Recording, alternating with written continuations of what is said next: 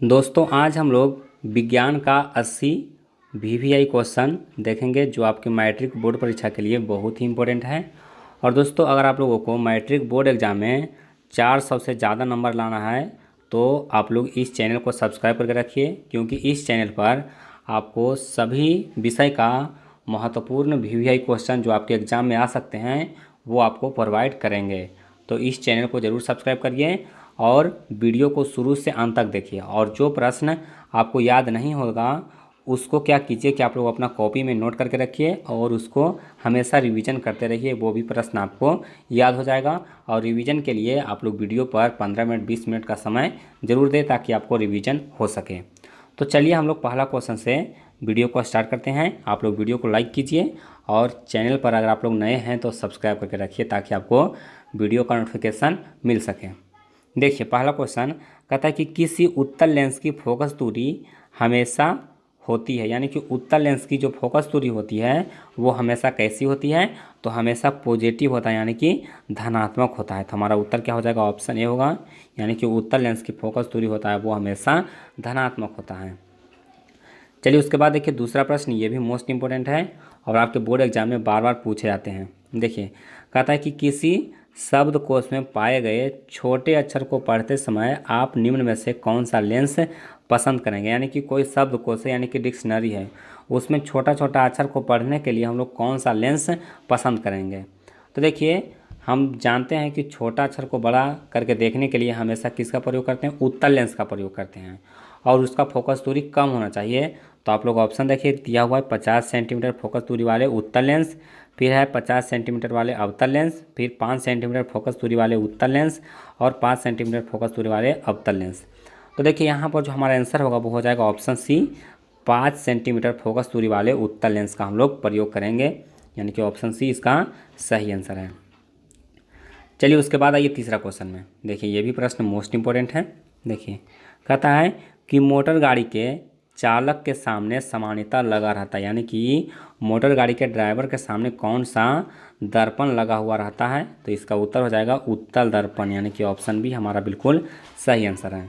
और दोस्तों एक प्रश्न आपके लिए है, बताइए कि मोटर गाड़ी के हेडलाइट में किस दर्पण का प्रयोग किया जाता है। इसका आंसर आप लोग कमेंट बॉक्स में दीजिए, जिसका भी आंसर सही होगा उसको हम कमेंट में रिप्लाई कर देंगे कि आपका उत्तर सही है। तो आप लोग जो प्रश्न पूछते हैं उसको हमेशा रिप्लाई करते रहिए ताकि हम क्वेश्चन का पैटर्न हो और वो अच्छे से हम लोग सेट करके आपको दे सकें।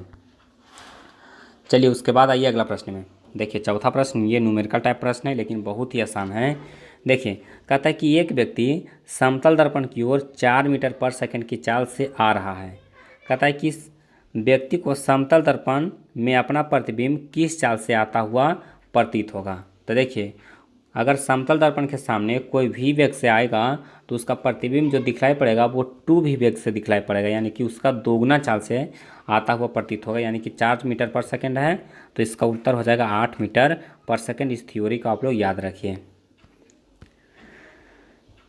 चलिए उसके बाद आइए पाँचवा क्वेश्चन में। देखिए पाँचवा क्वेश्चन कहता है कि नेत्र लेंस की फोकस दूरी बढ़ जाने के कारण आँख में उत्पन्न दोष होता है, यानी कि नेत्र लेंस की अगर फोकस दूरी बढ़ जाएगा तो उस आँख में कौन सा दृष्टि दोष उत्पन्न होगा। तो देखिए फोकस दूरी बढ़ेगा तो दीर्घ दृष्टि दोष और अगर घटेगा तो निकट दृष्टि दोष। तो इसको आप लोग याद रखिए। और दीर्घ दृष्टि के लिए हम लोग उत्तल लेंस का प्रयोग करते हैं और निकट दृष्टि के लिए हम लोग अवतल लेंस का प्रयोग करते हैं।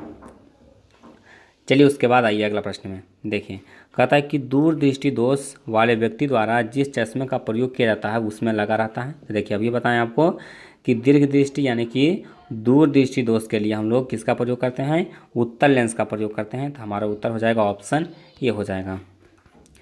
चलिए उसके बाद देखिए अगला प्रश्न कहता है कि विद्युत आवेश की इकाई है। दोस्तों विद्युत आवेश की इकाई क्या होता है, कूलम होता है। हमारा उत्तर क्या हो जाएगा, ऑप्शन ये हो जाएगा कूलम। चलिए उसके बाद आइए अगला प्रश्न में। देखिए आठवां प्रश्न ये भी मोस्ट इंपॉर्टेंट प्रश्न है। देखिए कहता है कि विद्युत आवेश 2 प्रकार के होते हैं जिन्हें धन आवेश या ऋण आवेश माना जाता है। यह नामकरण जिसने किया था वह, यानी कि विद्युत आवेश 2 प्रकार के हैं, एक धन आवेश है और एक ऋण आवेश है, यानी कि एक पॉजिटिव होता है और एक निगेटिव होता है। तो यह जो नामकरण किया था वो किसने किया था? तो बेंजामिन फ्रैंकलिन ने किया था। ये वैज्ञानिक का नाम है बेंजामिन फ्रैंकलिन, यानी कि ऑप्शन डी हमारा बिल्कुल सही आंसर है। अब देखिए प्रश्न ये भी पूछा जाता है कि तड़ित चालक की खोज किसने किया? तड़ित चालक की खोज किसने किया था? तो बेंजामिन फ्रैंकलिन ने ही किया था। यानी कि ऊंचे ऊंचे भवन पर जो तड़ित होता है, यानी कि लाइटिंग होता है, उससे बचने के लिए किसका प्रयोग किया जाता है? यानी कि लाइटिंग अरेस्टर का, यानी कि तड़ित चालक का प्रयोग किया जाता है। और इसका जो आविष्कार है वो किसने किया था? बेंजामिन फ्रैंकलिन ने किया था। तो ये सब प्रश्न को भी याद करते जाइएगा। हम बीच बीच में जो प्रश्न आपको बताते हैं उसको आप लोग हमेशा याद रखिए। चलिए उसके बाद आइए अगला प्रश्न में। देखिए 9वां प्रश्न ये भी मोस्ट इंपोर्टेंट है। कहता है कि एक पदार्थ 1 कूलम धन आवेश से आवेशित किया जाता है, तो इस आवेशन में पदार्थ में जो इलेक्ट्रॉन निकलता है उसकी संख्या, यानी कि पूछ रहा है कि 1 कूलम आवेश से आवेशित किया गया तो इसमें कितना कूलम आवेश होगा। ये डायरेक्टली पूछा गया है कि 1 कूलम में कितना इलेक्ट्रॉन होता है। तो देखिए इसका आंसर होगा 6.25 गुने 10⁻18, यानी कि ऑप्शन ए हमारा बिल्कुल सही आंसर होगा। चलिए उसके बाद आइए अगला प्रश्न में। देखिए कहता है कि किसी विद्युत बल्ब पर 220 वोल्ट तथा 100 वाट अंकित है।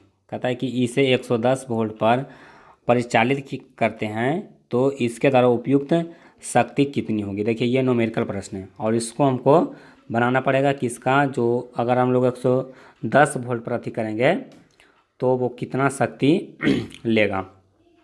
अब देखिए सबसे पहले आपको क्या दिया हुआ है? वोल्टेज दिया हुआ है। वोल्टेज कितना दिया हुआ है? 220 वोल्ट दिया हुआ है। इसको आप लोग ध्यान दीजिए। उसका कितना दिया हुआ है? पावर। पावर कितना दिया हुआ है? तो 100 वाट दिया हुआ है।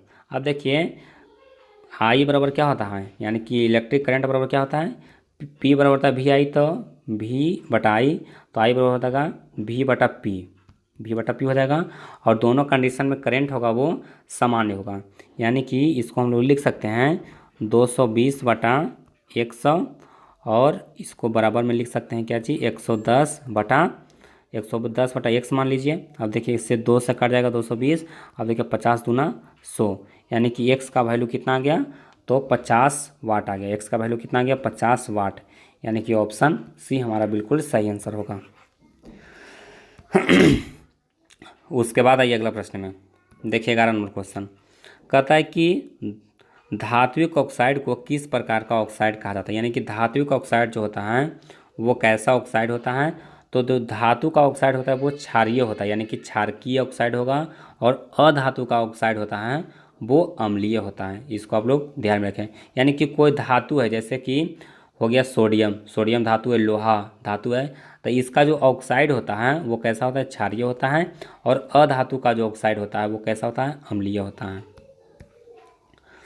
चलिए उसके बाद देखिए 12वां क्वेश्चन कहता है कि विद्युत जनित्र का सिद्धांत आधारित है। यानी कि विद्युत जनरेटर कहिए या फिर डायनेमो कहिए या फिर विद्युत जनरेटर होता है उसका जो सिद्धांत है, तो इसका सिद्धांत है इलेक्ट्रोमैग्नेटिक इंडक्शन, यानी कि विद्युत चुंबकीय प्रेरण पर, यानी कि ऑप्शन सी हमारा बिल्कुल सही आंसर है। चलिए उसके बाद देखिए अगला प्रश्न, ये भी मोस्ट इम्पोर्टेंट है।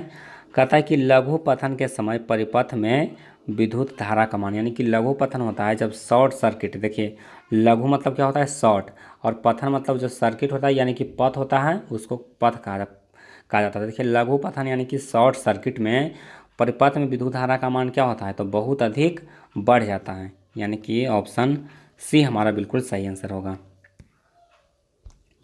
अब आइए अगला प्रश्न में। देखिए 14 नंबर क्वेश्चन कहता है कि प्रतिक्रिया P B O plus C dash P B plus C O, तो इसमें सी क्या है? तो इसमें सी जो है एक अवकारक का काम कर रहा है। इसमें क्या हो रहा है? सी है वो एक अवकारक का काम कर रहा है, यानी कि ऑप्शन सी इसका बिल्कुल सही होगा। चलिए उसके बाद देखिए अगला प्रश्न 15 नंबर सवाल। देखिए कहता है कि निम्न धातुओं में कौन NaOH के विलयन से H2 देता है, यानी कि हाइड्रोजन गैस देता है। कौन है जो NaOH के विलयन से H2 गैस देता है? तो हमारा आंसर होगा एल्यूमिनियम, यानी कि ऑप्शन सी हमारा बिल्कुल सही आंसर है। चलिए उसके बाद देखिए 16 नंबर क्वेश्चन बहुत आसान है। कहता है कि यदि विलयन का pH 13 है तो इसका अर्थ है कि देखिए 13 है मतलब 7 से अधिक है, तो 7 से अधिक होगा तो कैसा होगा? क्षारीय होगा। तो इसका आंसर क्या होगा? इसका आंसर हो जाएगा प्रोबल भास्मिक, यानी कि ये देखिए 7 से धीरे धीरे अगर बढ़ रहा है तो थोड़ा दुर्बल भास्मिक होगा, यानी कि जब ज़्यादा हो गया तो क्या होगा, प्रबल भास्मिक होगा, यानी कि बहुत ज़्यादा क्षारीय होगा। यानी कि ऑप्शन डी हमारा सही आंसर है। चलिए उसके बाद देखिए, कहता है कि साधारण ताप पर फास्फोरस का अणु सूत्र होता है। देखिए दोस्तों, कॉमन टेम्परेचर पर जो फास्फोरस का सूत्र होता है वो क्या होता है, P4 होता है। क्या होता है, P4, यानी कि ऑप्शन डी इसका बिल्कुल सही आंसर है। चलिए उसके बाद देखिए 18 नंबर क्वेश्चन, कहता है कि पीतल में रहता है, यानी कि पीतल में कौन कौन सा धातु रहता है, इसको आपको बताना है। देखिए इसका ट्रिक बताते हैं। ये ट्रिक याद रखिए, पिताजी, क्या याद रखिए, पिताजी, यानी कि जो पीतल है वो तांबा और जिंक का मिश्रण है। तांबा और जिंक यानी कि कॉपर और प्लस एसएन, यानी कि जिंक, सॉरी जेडन, जिंक हो गया जेडन। तो ऑप्शन बी हमारा बिल्कुल सही आंसर होगा, कॉपर प्लस जिंक, यानी कि पिताजी याद रखिएगा, पी से पीतल, ता से तांबा और जी से जिंक। चलिए उसके बाद आइए 19वां क्वेश्चन में।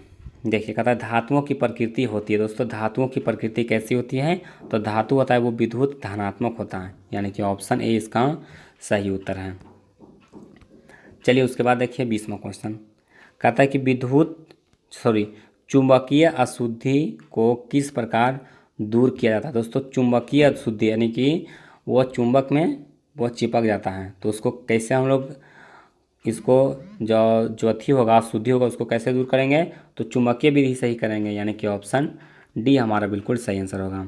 और दोस्तों देखिए प्रश्न पूछा जा रहा है कि सल्फाइड अयस्क को किस विधि द्वारा उसको शुद्ध किया जाता है, तो फेन प्लवन विधि, यानी कि फोर्थ फ्लोटेशन मेथड के द्वारा जो सल्फाइड अयस्क है उसका सांद्रण किया जाता है, कंसंट्रेशन किया जाता है। चलिए उसके बाद आइए अगला प्रश्न में। देखिए कहता है कि कार्बनिक यौगिक का आवश्यक तत्व, यानी कि कार्बनिक यौगिक है तो उसमें क्या होगा आवश्यक, तो कार्बन होगा। बहुत आसान क्वेश्चन है।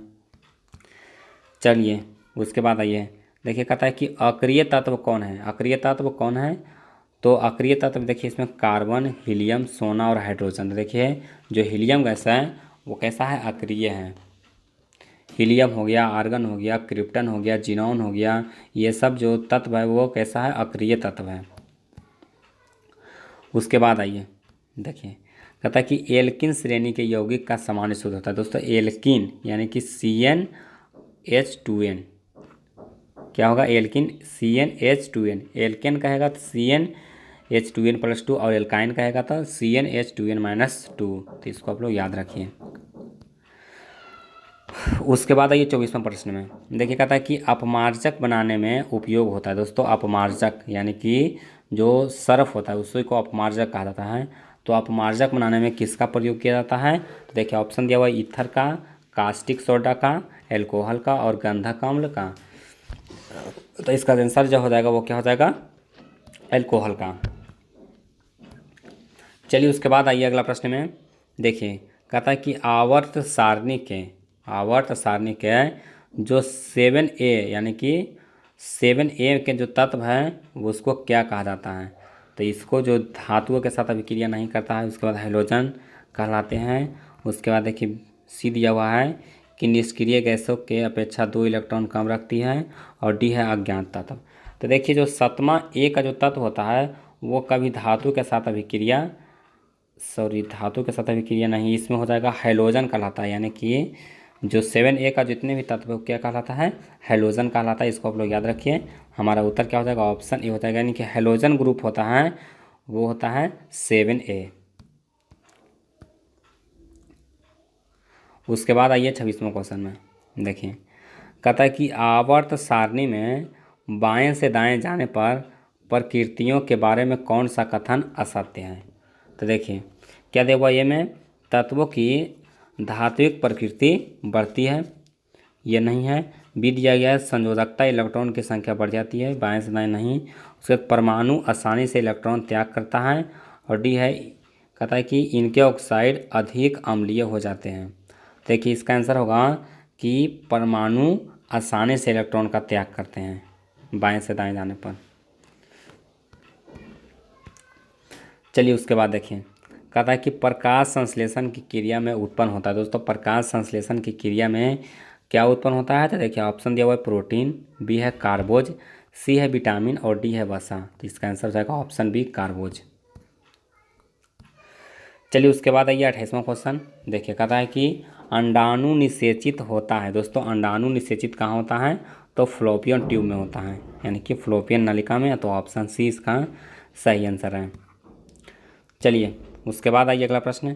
कहता है कि श्वसन की क्रिया होती है। दोस्तों श्वसन की क्रिया होती है कहाँ होती है? तो माइटोकॉन्ड्रिया में होती है। श्वसन की क्रिया कहाँ होती है? माइटोकॉन्ड्रिया में, यानी कि ऑप्शन बी हमारा सही उत्तर है। चलिए उसके बाद आइए अगला प्रश्न। देखिए कहता है कि एक स्वस्थ मनुष्य में प्रकुंचन और अनुशिथिलन दाब होता है। दोस्तों एक स्वस्थ मनुष्य में जो प्रकुंचन और अनुशिथिलन दाब होता है कितना होता है? 120/80 होता है, यानी कि ऑप्शन ए हमारा सही आंसर है। चलिए उसके बाद देखिए अगला प्रश्न। कहता है कि पत्तियों का मुरझाना किस पादप हार्मोन के कारण संभव हो पाता है? यानी कि पत्तियों का मुरझाना है वो किस पादप हार्मोन के कारण होता है? तो देखिए पेड़ पौधे का पत्ती मुरझाता है एब्सिसिक एसिड के कारण, यानी कि हमारा हो जाएगा एब्सिसिक अम्ल। ऑप्शन सी सही आंसर है। चलिए उसके बाद आइए। देखिए कहता है कौन सा पादप नियंत्रक फल बेचने वाले द्वारा उपयोग किया जाता है? अब देखिए ये हम कल के वीडियो में बता चुके हैं। अगर आप लोग कल का वीडियो देखे होंगे तो उसमें बताए थे कि फल नियंत्रक यानी कि कौन सा पादप नियंत्रक फल बेचने वाला था। फल बेचने वाला क्या करेगा? फल को पकाएगा, और फल को पकाने के लिए कौन सा गैस का प्रयोग किया जाता है? एसिटिलीन गैस का, यानी कि C2H2 का। और इसी को व्यापारिक भाषा में क्या कहा जाता है? कार्बेट का प्रयोग करके एसिटिलीन, यानी कि कार्बेट को जब हम रखते हैं उसमें से एसिटिलीन गैस निकलता है, उसमें पानी डालेंगे ना उस पर तो एसिटिलीन गैस निकलता है, और इसी को इथाइलिन भी कहा जाता है, यानी कि ऑप्शन सी हमारा बिल्कुल सही आंसर है। तो इसको आप लोग याद रखिए कि फलों को पकाने के लिए कौन सा गैस प्रयोग करते हैं? तो एसिटिलीन गैस का प्रयोग करते हैं।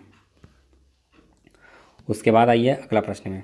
देखिए 33वां क्वेश्चन कहता है कि कार्बनिक यौगिक में कार्बन की संयोजकता होती है। देखिए कार्बनिक यौगिक में कार्बन का जो संयोजकता होता है वो कितना होता है? 4 होता है। आप लोग जानते होंगे कार्बन का संयोजकता कितना है? 4 है, यानी कि ऑप्शन बी इसका सही उत्तर है। चलिए उसके बाद आइए। देखिए कहता है कि एड्स रोग का प्रमुख कारण क्या है? दोस्तों एड्स रोग का प्रमुख कारण क्या है? तो देखिए आपको ऑप्शन ए दिया हुआ है असुरक्षित यौन संपर्क, बी है खून की कमी, सी है विटामिन की कमी, और डी है पोषण की कमी। तो दोस्तों एड्स का जो प्रमुख कारण है वो क्या है? असुरक्षित यौन संपर्क। आप लोग जानते होंगे। हमारा उत्तर क्या हो जाएगा? ऑप्शन ए हो जाएगा। चलिए उसके बाद आइए अगला प्रश्न में। देखिए कहता है कि चमगादड़ एवं पंछी के पंख किस प्रकार के अंग का उदाहरण, यानी कि चमगादड़ और जो पक्षी होता है उसका पंख उसका जो पंख होता है वो किस प्रकार के अंग का उदाहरण है? तो देखिए चमगादड़ का जो और पक्षी का जो पंख होगा वो कैसा अंग होगा? समजात होगा, यानी कि ऑप्शन बी हमारा सही होगा। चलिए उसके बाद आइए 36 नंबर क्वेश्चन, बहुत ही इंपॉर्टेंट है।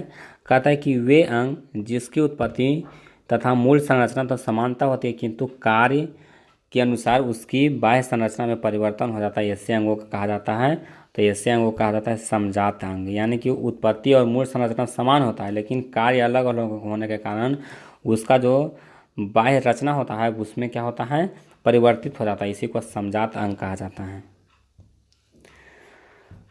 उसके बाद आइए 37 नंबर क्वेश्चन कहता है कि कृत्रिम पारितंत्र का उदाहरण है। दोस्तों कृत्रिम पारितंत्र का उदाहरण क्या है?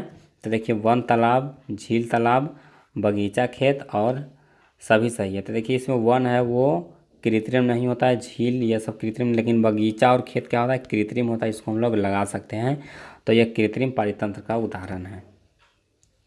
चलिए उसके बाद देखिए अगला प्रश्न, ये भी प्रश्न मोस्ट इंपॉर्टेंट है। कहता है कि प्रकृति में ऊर्जा का मुख्य स्रोत है। दोस्तों प्रकृति में ऊर्जा का मुख्य स्रोत क्या है? तो सन है, यानी कि सूर्य है। चलिए उसके बाद आइए 39 नंबर क्वेश्चन में। देखिए कहता है कि वनों के संरक्षण के लिए निम्न में से किन प्रक्रियाओं को नियंत्रित करने की आवश्यकता है? तो देखिए आपको ऑप्शन दिया हुआ ए में पेड़ों की अंधाधुंध कटाई, बी है अतिचारण, सी है खनन, और डी है इनमें से सभी। तो देखिए वन का संरक्षण यानी कि वन के बचाव के लिए तीनों जरूरी है, यानी कि पेड़ का कटाई रोकना भी जरूरी है, अतिचारण रोकना भी जरूरी है, और खनन करना भी जरूरी, यानी कि उसको खनन करना मतलब वहाँ से खोद करके कोई मटेरियल निकालना, इसी को खनन कहा जाता है। तो इसका उत्तर क्या हो जाएगा, ऑप्शन डी हो जाएगा, इनमें से सभी। चलिए उसके बाद आइए अगला प्रश्न में। देखिए कहता है कि वे पदार्थ जो जैविक प्रक्रम द्वारा अपघटित हो जाता है वे कहलाते हैं। तो देखिए ये दिया हुआ है जैव निम्नीकरणीय, बी है अजैव कारक, सी है अक्रिय और डी है पर्यावरण। तो देखिए इसका आंसर हो जाएगा जैव निम्नीकरणीय, यानी कि वे पदार्थ जो जैविक प्रक्रम द्वारा अपघटित हो जाता है उसको क्या कहा जाता है, जैव निम्नीकरणीय कहा जाता है। अब आइए अगला प्रश्न में। देखिए कहता है कि आम मीटर निम्नलिखित में से किसे मापा जाता है। दोस्तों आम मीटर को से क्या मापते हैं, विद्युत धारा को मापते हैं, और विद्युत धारा का जो एसआई मात्रक होता है वो क्या होता है, एम्पियर होता है। तो इसको आप लोग याद रखिए। अब आइए अगला प्रश्न में। देखिए कहता है कि वह उपकरण जो विद्युत ऊर्जा को यांत्रिक ऊर्जा में बदलता है। दोस्तों विद्युत ऊर्जा को यांत्रिक ऊर्जा में बदलता है, यानी कि यांत्रिक ऊर्जा कहने का मतलब हुआ मैकेनिकल एनर्जी। जैसे आप विद्युत मोटर का उदाहरण लीजिए, तो विद्युत मोटर में क्या होता है, उसमें हम लोग करंट देते हैं तो वो क्या होता है, घूमना शुरू होता है, और घूमना शुरू होता है यानी कि उसमें मैकेनिकल एनर्जी आता है। तो इसका आंसर हो जाएगा विद्युत मोटर। और दोस्तों जनरेटर और जो डायनेमो होता है वो क्या होता है, देखिए जनरेटर और डायनेमो क्या होता है, उसको हम लोग मैकेनिकल एनर्जी देते हैं, यानी कि यांत्रिक ऊर्जा देते हैं। इसको घुमाते हैं तो उसमें से इलेक्ट्रिक निकलता है, यानी कि जनरेटर में इसका उल्टा होता है, यानी कि यांत्रिक ऊर्जा विद्युत ऊर्जा में चेंज होता है, लेकिन मोटर में क्या होता है, विद्युत ऊर्जा यांत्रिक ऊर्जा में चेंज होता है। तो इसको आप लोग याद रखिए। चलिए उसके बाद आइए नेक्स्ट क्वेश्चन में। देखिए कहता है कि प्लाज्मोडियम में किस विधि द्वारा जनन होता है। दोस्तों प्लाज्मोडियम में किस विधि द्वारा जनन होता है, तो प्लाज्मोडियम में बहुखंडन होता है, यानी कि ऑप्शन बी हमारा सही उत्तर है।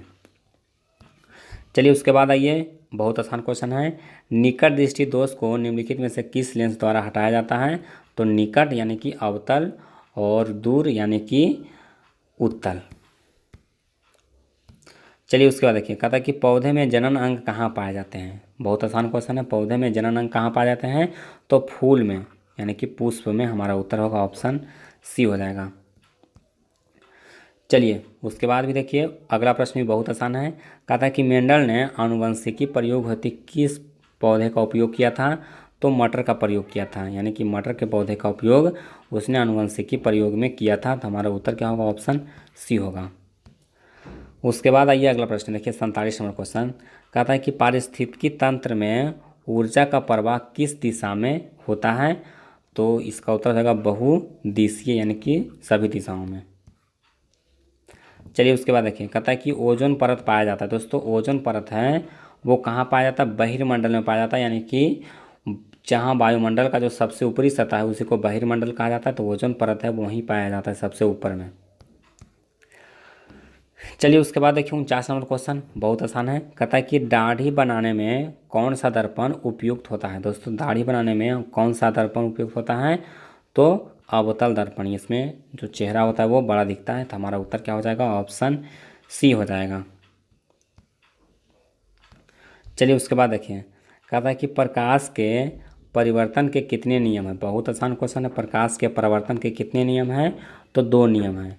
और दोस्तों अगर आप लोगों को दोनों नियम पता है तो आप लोग कमेंट में लिख सकते हैं। जिसका भी उत्तर सही होगा उसको हम रिप्लाई कर देंगे कि आपका उत्तर सही है। दोस्तों जो प्रश्न हम यहाँ पर पूछते हैं उसका जवाब आप लोग कमेंट बॉक्स में दे दिया कीजिए, ताकि लगे कि आप लोग मन से पढ़ाई कर रहे हैं।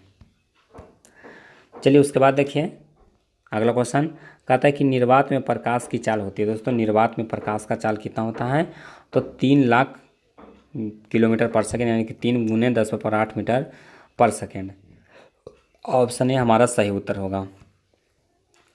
चलिए उसके बाद देखिए कहता है कि किस दर्पण में बड़ा प्रतिबिंब बनता है। दोस्तों किस दर्पण में बड़ा प्रतिबिंब बनता है, तो अवतल दर्पण में बनता है। उसके बाद देखिए अगला प्रश्न, ये भी मोस्ट इंपोर्टेंट है। कहता है कि दांत विशेषज्ञ किस दर्पण का उपयोग मरीजों के दांत का बड़ा प्रतिबिंब देखने के लिए करता है। तो इसमें हो जाएगा अवतल दर्पण का ही प्रयोग करता है। तो हमारा उत्तर क्या होगा, ऑप्शन बी हो जाएगा। चलिए उसके बाद देखिए 54 नंबर सवाल।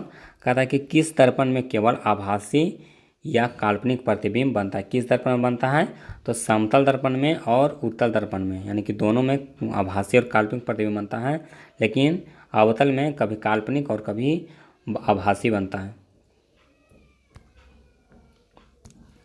चलिए उसके बाद आइए अगला प्रश्न में।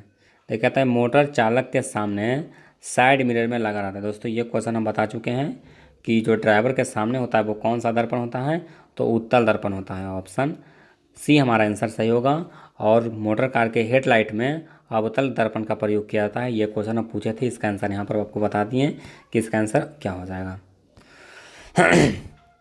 उसके बाद देखिए 56 नंबर क्वेश्चन कहता है कि गोलीय दर्पण के परावर्तन पृष्ठ की वृत्ताकार सीमा रेखा के व्यास को कहा जाता है। तो कहता है गोलीय दर्पण के परावर्तन पृष्ठ की वृत्ताकार सीमा रेखा का जो व्यास होता है वो क्या कहलाता है। तो देखिए ऑप्शन दिया हुआ है ए में मुख्य फोकस, बी है वक्रता त्रिज्या, सी है प्रधान अक्ष और डी है गोलीय दर्पण का द्वारक। तो देखिए सीमा रेखा का जो व्यास होता है वो प्रधान अक्ष कहलाता है और इसी का आधा होता है वक्रता त्रिज्या। चलिए उसके बाद आइए 57 नंबर क्वेश्चन में। देखिए कहता है कि प्रकाश तरंग उदाहरण है। दोस्तों प्रकाश तरंग है वो किसका उदाहरण है, तो देखिए आपको ऑप्शन दिया ध्वनि तरंग का, बी है विद्युत चुम्बकीय तरंग का, सी है परावैंगनी तरंग का और डी है प्रसरैव तरंग का। तो देखिए इसका आंसर में बहुत सारे लोगों का कन्फ्यूजन रहता है कि इसका आंसर परावैंगनी तरंग होगा या फिर विद्युत चुम्बकीय तरंग होगा। तो देखिए इसका जो कन्फर्म आंसर है वो हो जाएगा परावैंगनी तरंग, यानी कि लेकिन कहीं कहीं आपको गैस में विद्युत चुम्बकीय तरंग भी मिल जाएगा, तो ये उसका उत्तर नहीं होगा, इसका उत्तर होगा परावैंगनी तरंग का। चलिए उसके बाद आइए 58 नंबर क्वेश्चन में। देखिए ये भी क्वेश्चन बहुत ही इंपॉर्टेंट है। कहता है कि गोलीय दर्पण की फोकसांतर एवं वक्रता त्रिज्या के बीच में संबंध होता है। तो जो आर होता है वो F/2 होता है, F/R/2 होता है। क्या होता है F/R/2। देखिए F क्या होता है, F बराबर होता है R/2, यानी कि ऑप्शन सी हमारा बिल्कुल सही आंसर होगा। चलिए उसके बाद आइए अगला प्रश्न में। देखिए कहता है कि समतल दर्पण में प्रतिबिंब की प्रकृति क्या होती है। समतल दर्पण में जो प्रतिबिंब बनता है वो कैसा होता है, आभासी होता है, यानी कि काल्पनिक होता है और वस्तु के बराबर होता है। तो हमारा उत्तर क्या होगा, ऑप्शन डी होगा। उसके बाद आइए अगला प्रश्न में। देखिए कहता है कि सोलर कुकर में किस दर्पण का व्यवहार किया जाता है। सोलर कुकर में किसका प्रयोग किया जाता है, तो अवतल दर्पण का प्रयोग किया जाता है। हमारा उत्तर क्या होगा, ऑप्शन बी हो जाएगा। चलिए उसके बाद देखिए कहता है कि सर्च लाइट का परावर्तक सतह होता है। सर्च लाइट का परावर्तक सतह कैसा होता है, तो अवतल होता है। चलिए उसके बाद आइए अगला प्रश्न में। देखिए कहता है यदि किसी बीम का प्रतिबिंब आवर्धन ऋणात्मक हो और प्रतिबिंब की प्रकृति कैसी होगी, यानी कि आवर्धन अगर ऋणात्मक हो रहा है यानी कि जो प्रतिबिंब हो कैसा है, उल्टा है, उल्टा है और प्लस में वास्तविक है। अगर वास्तविक रहेगा तो उल्टा होगा, यानी कि ऑप्शन ए हमारा सही उत्तर है। चलिए उसके बाद आइए 63 नंबर सवाल में। ये भी मोस्ट इम्पोर्टेंट है। देखिए कहता है किसी दर्पण के सामने आप चाहे जितना दूरी पर खड़ा हो आपको प्रतिबिंब हमेशा सीधा ही बनता है। तो सीधा प्रतिबिंब बनता है समतल दर्पण में और उत्तल दर्पण में। हमारा उत्तर क्या होगा, ऑप्शन डी होगा। उसके बाद आइए अगला प्रश्न। देखिए 64 नंबर क्वेश्चन, ये भी मोस्ट इम्पोर्टेंट है। कहता है कि अवतल दर्पण द्वारा किसी वस्तु का बना प्रतिबिंब आभासी सीधा तथा बीम से बड़ा पाया जाता है। देखिए कहता है कि आभासी सीधा और बीम से बड़ा तो वस्तु कहाँ पर होगा, तो दर्पण के ध्रुव और मुख्य फोकस के बीच में होगा, यानी कि ऑप्शन डी हमारा सही आंसर है। चलिए उसके बाद आइए अगला प्रश्न में। देखिए 65 नंबर क्वेश्चन कहता है यदि किसी बीम का प्रतिबिंब आवर्धित धनात्मक हो तो धनात्मक होगा तो काल्पनिक होगा, और उस प्रतिबिंब की प्रकृति क्या होगी, तो काल्पनिक होगा तो सीधा होगा, यानी कि ऑप्शन डी हमारा सही उत्तर है। चलिए उसके बाद आइए अगला प्रश्न में। कहता है कि किसी वस्तु का आवर्धित काल्पनिक प्रतिबिंब बनाता है, काल्पनिक प्रतिबिंब बनाता है तो अवतल दर्पण होगा। काल्पनिक प्रतिबिंब किससे बनेगा, तो अवतल दर्पण में बनेगा। चलिए उसके बाद देखिए 67 नंबर क्वेश्चन कहता है कि निम्नलिखित में से कौन उत्तल दर्पण की फोकस दूरी जिसकी वक्रता त्रिज्या 32 है। तो देखिए वक्रता त्रिज्या 32 है, यानी कि फोकस दूरी होगा 16, और यहाँ पर दर्पण कौन सा है, उत्तल दर्पण है, यानी कि +16। तो हमारा उत्तर क्या हो जाएगा, ऑप्शन सी हो जाएगा +16। चलिए उसके बाद आइए कहता है कि परावर्तन के नियम से निर्धारित होता है। देखिए परावर्तन का नियम है उसमें क्या होता है, आपतन कोण है वो किसके बराबर होता है, प्रवर्तन कोण के बराबर होता है, यानी कि ऑप्शन ए हमारा बिल्कुल सही उत्तर है। उसके बाद आइए अगला प्रश्न में देखिए, कहता है कि समतल दर्पण द्वारा बना प्रतिबिंब होता है। समतल दर्पण में हमेशा कैसा प्रतिबिंब बनता है? तो समतल दर्पण में हमेशा काल्पनिक प्रतिबिंब बनता है, यानी कि ऑप्शन बी हमारा बिल्कुल सही उत्तर है। चलिए उसके बाद आइए अगला प्रश्न में देखिए, कहता है कि संयुग्मी फोकस केवल संभव है। दोस्तों संयुग्मी फोकस है वो केवल अवतल दर्पण में ही संभव है। उसके बाद आइए 71 नंबर क्वेश्चन देखिए, कहता है कि उत्तल दर्पण में प्रतिबिंब सदैव बनता है। तो उत्तल दर्पण में ध्रुव और फोकस के बीच में हमेशा प्रतिबिंब बनता है। ऑप्शन सी सही है। चलिए उसके बाद देखिए, कहता है किसी दर्पण के मध्य बिंदु कहलाता है। दोस्तों किसी दर्पण के मध्य बिंदु को क्या कहा जाता है? पोल कहा जाता है, यानी कि ध्रुव कहा जाता है। चलिए उसके बाद देखिए, कहता है कि समतल दर्पण की वक्रता त्रिज्या। देखिए समतल दर्पण का जो वक्रता त्रिज्या होता है वो क्या होता है? इनफाइनाइट होता है, यानी कि अनंत होता है। समतल दर्पण का फोकस दूरी होता है वो अनंत होता है। उसके बाद देखिए 74 नंबर क्वेश्चन बहुत आसान है। हजामत बनाने के लिए व्यवहार किया जाता है, यानी कि दाढ़ी बनाने के लिए कौन सा दर्पण का प्रयोग करते हैं? तो दाढ़ी बनाने के लिए हम लोग अवतल दर्पण का प्रयोग करते हैं। चलिए उसके बाद आइए अगला प्रश्न में 75 नंबर क्वेश्चन, कहता है कि समतल दर्पण का रेखीय आवर्धन संभव है। दोस्तों समतल दर्पण का रेखीय आवर्धन संभव है। तो समतल दर्पण में क्या होगा? m बराबर 1 हो जाएगा। चलिए उसके बाद आइए 76 नंबर सवाल, कहता है कि प्रतिबिंब की ऊंचाई और वस्तु की ऊंचाई का अनुपात को कहते हैं, उसको क्या कहते हैं? आवर्धन कहते हैं, यानी कि ऑप्शन सी हमारा सही उत्तर है। चलिए उसके बाद देखिए, कहता है कि गाड़ियों के अग्रदीप में किस दर्पण का उपयोग होता है, यानी कि हेडलाइट में किसका उपयोग होता है? तो अवतल दर्पण का उपयोग होता है, यानी कि ऑप्शन बी हमारा सही है। चलिए उसके बाद आइए अगला प्रश्न में, कहता है कि दर्पणों के प्रयोग में सभी दूरियां मापी जाती है। दोस्तों दर्पण के प्रयोग में सभी दूरियां मापी जाती हैं। कहाँ से मापा जाता है? तो दर्पण के ध्रुव से मापा जाता है। चलिए 79 नंबर क्वेश्चन बहुत इंपॉर्टेंट है। कहा है कि गोलीय दर्पण जिसका दृश्य क्षेत्र बहुत बड़ा होता है, यानी कि विस्तृत होता है, तो किसका होता है? उत्तल दर्पण का। इसी के लिए इसका उपयोग किया जाता है पीछे का दृश्य देखने के लिए, यानी कि दूर तक दिखलाई पड़ता है। बहुत बड़ा क्षेत्र को हम लोग उत्तल दर्पण की मदद से देख सकते हैं। चलिए उसके बाद आइए 80 नंबर सवाल देखिए, कहता है कि निम्नलिखित में से कौन संतृप्त हाइड्रोकार्बन है? संतृप्त हाइड्रोकार्बन कौन होगा? तो देखिए एल्केन का, यानी कि CnH2n+2 अगर रहेगा 2n+2 रहेगा तो इसमें सभी संतृप्त होगा, यानी कि सेचुरेटेड हाइड्रोकार्बन होगा। देखिए 4 दूना 8 और 2 10, यानी कि ऑप्शन डी हमारा बिल्कुल सही होगा। और असंतृप्त कहेगा तो एल्किन और एल्काइन का जितना भी सदस्य होगा वो असंतृप्त होगा। तो दोस्तों हम लोग 80 क्वेश्चन देख चुके हैं। अगर आप लोगों को वीडियो पसंद आया तो वीडियो को ज़्यादा से ज़्यादा लाइक करें, अपने दोस्तों में शेयर करें। और दोस्तों अगर आप लोग पिछला वीडियो नहीं देखे हैं तो डिस्क्रिप्शन में लिंक दिया हुआ है, जहां से आप लोग पिछला वीडियो देख सकते हैं। और इसका PDF आप लोगों को हमारे व्हाट्सअप नंबर इतना पर मिल जाएगा, या फिर आप लोग हमारे वेबसाइट www.sikketarget.com पर आप लोग विजिट कर सकते हैं, वहाँ पर आपको मिल जाएगा। या फिर इसका जो PDF है वो हाई टारगेट आप मोबाइल एप्लीकेशन प्ले स्टोर में, गूगल प्ले स्टोर में पब्लिश है, वहाँ पर भी आपको इसका PDF मिल जाएगा। तो आप लोग वहाँ से PDF इसका डाउनलोड कर सकते हैं। तो आज के लिए बस इतना ही, मिलता है आपको अगले वीडियो में।